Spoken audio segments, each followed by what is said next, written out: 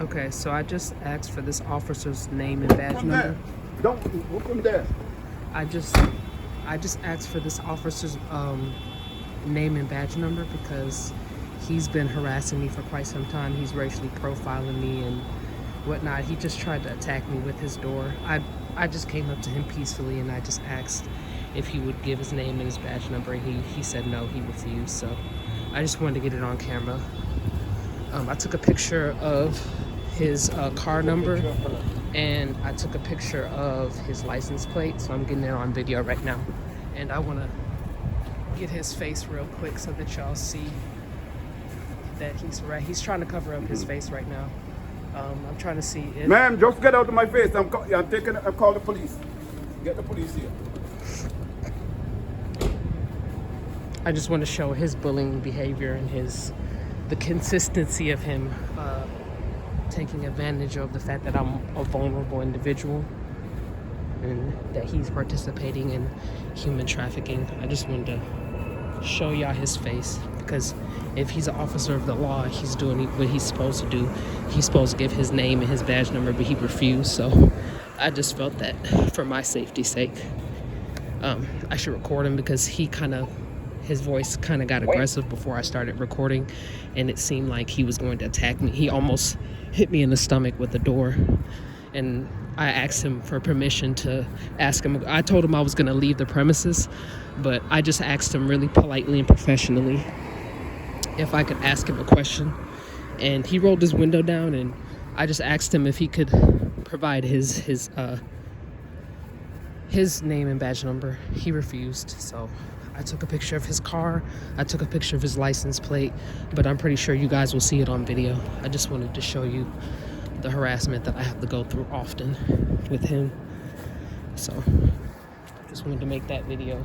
He's pretty much threatening to call the police, even though I was compliant and I said I was going to leave. I just wanted to ask him that question, and he got extremely defensive.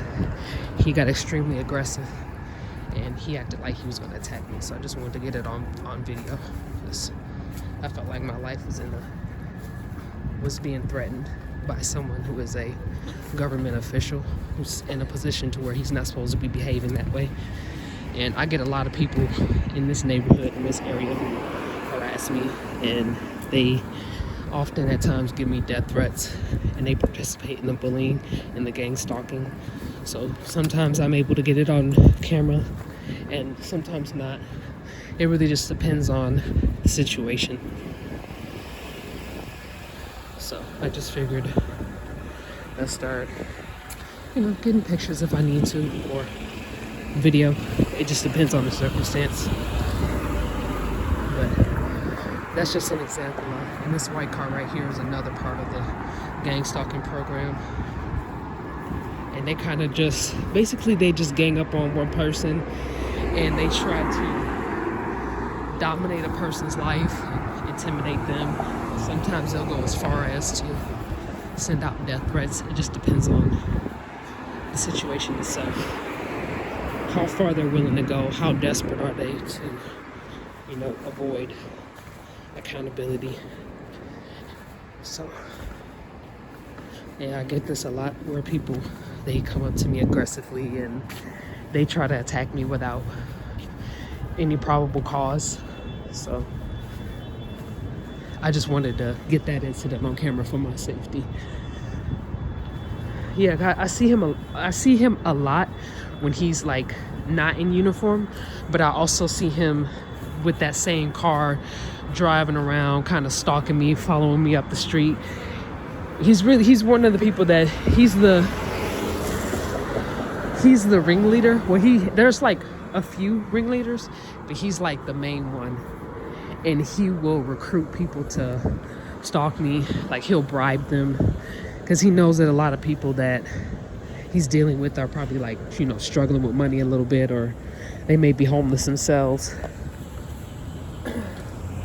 And so he'll use money, his money, he'll use that to exploit people. And he violates my free will and my freedom and my rights. And he does that for financial gain, because he's one of the people that sponsored the Gangstalking program, like put money into, invested in. He put time and energy into creating a Gangstalking group of people who go out and they harass, humiliate, intimidate, sexually assault, victims that they decide are fit to be targeted individuals. They'll do stuff like that, and they will do it so often, so much to where they become notorious people. They become infamous for their acts. They want to develop prestige, but in a way to strike fear in people that they victimize. They don't want to have a positive legacy. They want to intimidate people and bully them and ruin their life. And he's a ringleader of such organizations. I've seen him many times with that same car, and I wasn't able to get a picture because how traffic works, but I was able to get footage this time. I remembered to videotape him this time because he was getting extremely aggressive when he asked me to leave. I was like picking up my stuff, but I guess I wasn't moving fast enough, so he spoke in a threatening way that insinuated that he was going to get out of the car and either try to hurt me physically or tase me. And if he tases me or if he attacks me without a probable cause, that would be considered child endangerment because I am carrying, and he's aware of that. So he's willing to put my unborn child's life in jeopardy to assert dominance and to further ruin my life. And he's even gotten his group of gang stalkers to bully me so harshly and so cruelly that he's tried to get me to commit suicide based on the level of cruelty that I've experienced. So he tried to break me. Not only did he try to break me, he tried to murder me, and it was premeditated. And if he couldn't murder me, he'd try to get someone else to do it. And if he wasn't able to do that, then he would try to ruin my life, block my finances, isolate me, break me down, tear me down every day, feed off the negative narcissistic supply that he gets from me by putting me down and embarrassing me. He continues to do that, and his objective is if he can't, get to me, or if he can't send someone else to get me, then he'll try to drive me to a point of suicide. And I just want to show you guys the level of cruelty that these gang stalkers will go, because they're not,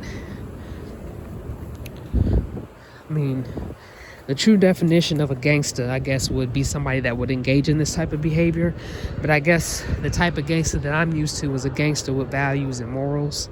And I feel like the people who participate in the gang stalking, they compromise their morals and they compromise their integrity to get what they want for financial gain. And it's really sad to see how far people will go to, take something that doesn't even belong to them. It'd be understandable if they're fighting for something that, that's theirs, that was taken from them, but they're fighting hard, trying to take something that belongs to someone else. And if they put half of that energy towards their own endeavors, they probably would be extremely successful. It wouldn't need to pickpocket people, rob them, pillage them, harvest their energy. So like I said, I just want to show you guys how cruel a lot of these people are, how far they're willing to go to ruin somebody's life, abuse their power. A lot of them are, like I said, government officials, and they have a responsibility to the people. They have a responsibility to their own task at hand. And instead of doing their job correctly, they block vulnerable people and homeless people from getting to where they need to be, so they don't have to depend on the public to take care of them and feed them and buy them stuff. They won't, if they're given an actual fair chance, they won't be putting us in a position to where they have to look for handouts. But it's people like that who bully others, who take advantage of vulnerable people and innocent people to get what they want in a situation. And instead of, moving on with their life and minding their own business,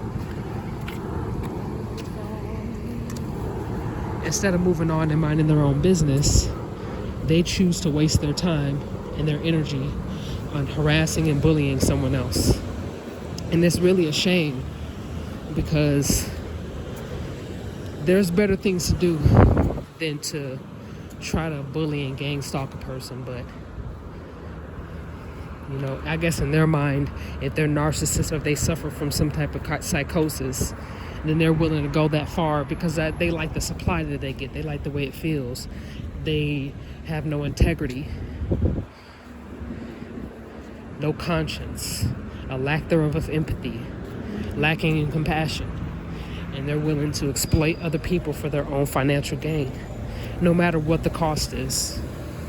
And a lot of times, they want to be known for it, but then when people start speaking up and telling the right people,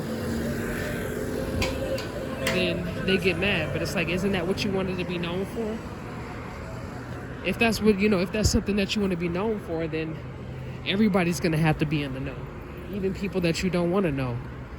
Because if you start going around terrorizing people's lives, ruining people's lives, putting people in danger, hurting innocent people, hurting children, you got to be dealt with. This is not a game. This is not, you can't just go around, hurting people whenever you feel like it and not expecting it to come back around. So it comes a time where people like that need to be stood up to. Not because it's about revenge, or trying to put anyone in their place. This is about standing on moral principles. It's about showing people how to treat you, taking your power back, demanding respect. And sometimes the only way to get respect, to earn respect, is to demand it. Abusers, they intentionally disrespect their victims. That's intentional. That's no accident. So you can't sit around and just wait and take years and years of unfair punishment and, physical abuse to where it puts your life in danger. You shouldn't have to tolerate that to earn someone's respect. Sometimes it's fighting back. Sometimes it's calling them out when they're being negative, or going as far as to expose their character or their behavior if they put your life in jeopardy. So that was the whole purpose of this video. And like I said, I tried to get his badge and his badge number and his name, but he wouldn't get it. He wouldn't release his name or information. So I'll either have to find out later, or I guess the answer will remain unknown. So for my safety, I recorded him because I get a lot of police officers and security guards who harass me. This is a disclaimer towards good government officials who do their job correctly, and they have no problems with dealing with their own if they have to, in order to ensure justice and to protect and serve like they're supposed to. This is not for them. This is for people who are abusing their power, who build a distrust between the people and the government, the federal government to be specific, because the federal government deals with justice on the street. So it's people like that who abuse their power, who make it difficult to communicate. It makes it difficult for the people to communicate with the federal government. And the federal government is not going to understand the people if we don't comply, if we don't cooperate, and we don't communicate. Then they're not going to understand us. But see, a lot of us have been exploited by corrupt government officials. And when we get exploited, it builds a distrust with us, not pointing fingers at the ones who are doing their job correctly. It's just we don't know who to look out for, who to trust, who to, comply and cooperate with, or who to just remain silent with. It puts us in a very difficult position.